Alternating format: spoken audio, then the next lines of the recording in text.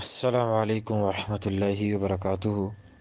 الحمد للہ رب العالمین والعاقبۃ للمتقین والصلاة والسلام علی رسول الکریم، اما بعد۔ ابھی اور آج کا جو ہمارا سبق ہے وہ حدیث نمبر 21 ہے۔ حدیث کا عربی متن آپ کے سامنے ہے، یقیناً آپ نے یاد بھی کیا ہوگا۔ بہت مختصر سا یہ متن ہے، عربی عبارت ہے، حدیث ہے، اور ترجمہ بھی آپ کے سامنے ہے۔ یہ جامع ترمذی کی روایت ہے اور اس کو بیان کرنے والے حضرت ابو ذر رضی اللہ تعالیٰ عنہ، یہ انصاری صحابی ہیں۔ وہ اللہ کے نبی سے بیان کرتے ہیں، وہ کہتے ہیں کہ اللہ کے نبی نے قال لی رسول اللہ صلی اللہ علیہ وسلم، اللہ کے نبی نے مجھے کہا۔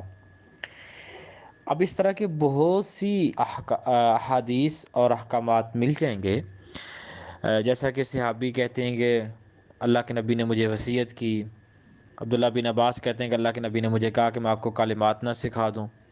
یعنی کہ اس طرح کی مختلف روایات میں کچھ الفاظ اس طرح کے ہوں گے کہ یہ ایک خاص واقع، خاص شخص کی طرف اشارہ کر رہے ہوں گے، جیسا کہ حضرت ابو ذر کہتے ہیں کہ اللہ کے نبی نے میرے لیے کہا کہ اتق اللہ حیث ما کنت، کہ تو جہاں پہ بھی ہوگا اللہ سے ڈرتے رہنا۔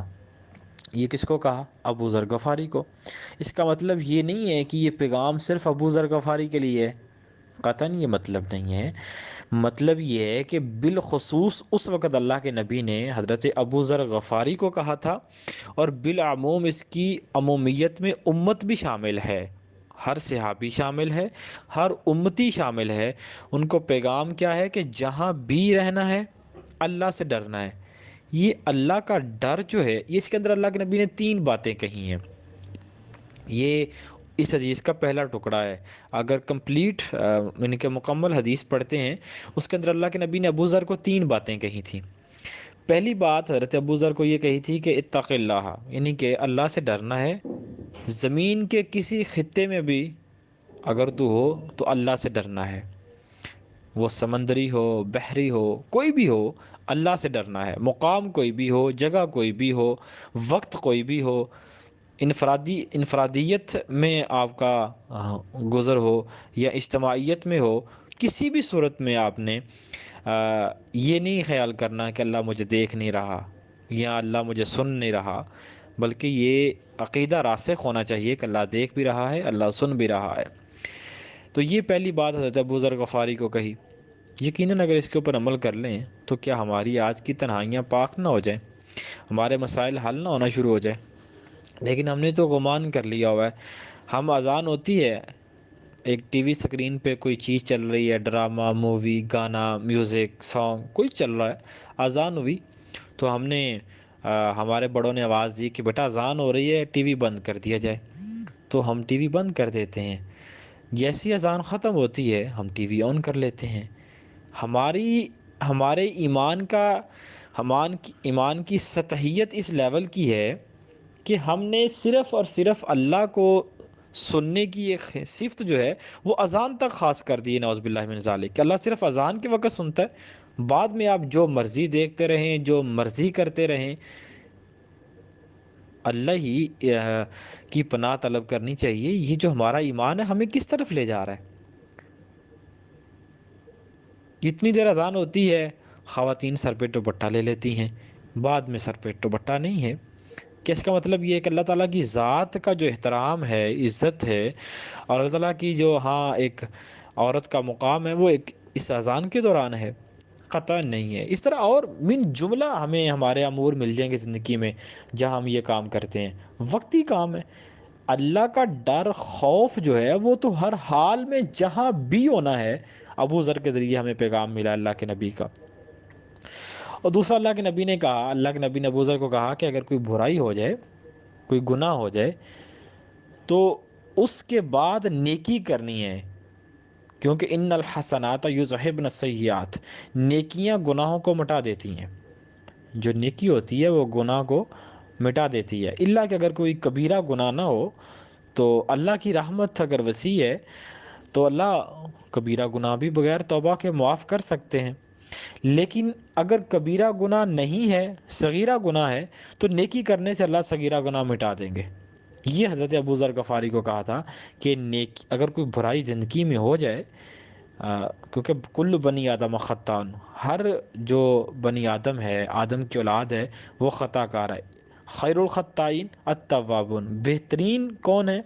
جو توبہ کر لیتے ہیں، جو بعد میں نیکیاں کرنا شروع کر دیتے ہیں، اپنے گناہوں پہ ندامت کا اظہار کرتے ہیں، وہ بہترین ہے۔ تو ابو ذر کو بھی یہی کہا تھا کہ اگر کوئی گناہ ہو جائے تو بعد میں نیکی لازمین کرنا، کیونکہ نیکی جو ہے وہ گناہ کو مٹا دیتی ہے۔ اور تیسری جو بہت امپورٹنٹ بات کی اللہ کے نبی نے، کہا کہ لوگوں کے ساتھ حسن سلوک سے پیش آنا۔ یقین مانیے یہ اتنی بڑی تھیوری ہے جو اللہ کے نبی نے اس مختصر سی حدیث کے اندر بیان کر دی ہے۔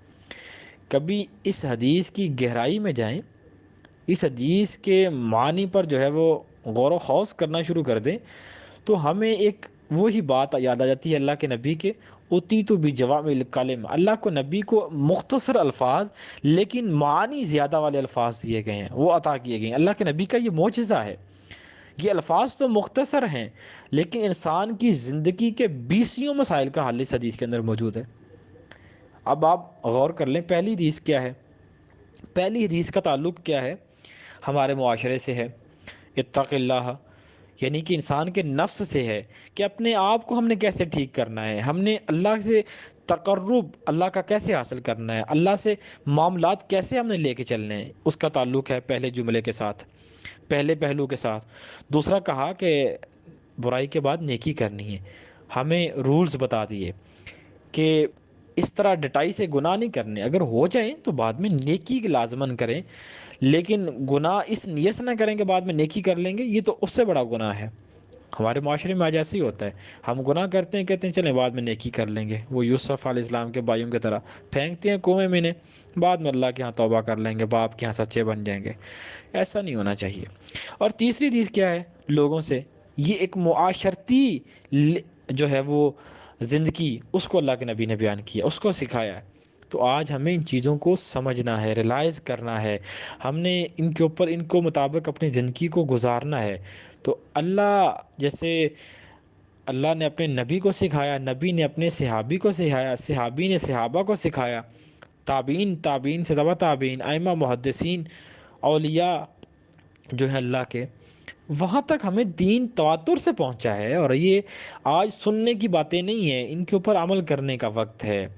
آج جو مسلمانوں کی ایمانی حالت ہے اسے دیکھ کر تو آنسو آتے ہیں۔ تو اس کی وجہ کیا ہے؟ ہم عمل نہیں کرتے، ہم حدیثیں بیان تو کرتے ہیں، سنتے بھی ہیں، سناتے بھی ہیں، حفظ بھی کر لیتے ہیں، لیکن عمل کے میدان میں ہم بہت پیچھے ہیں۔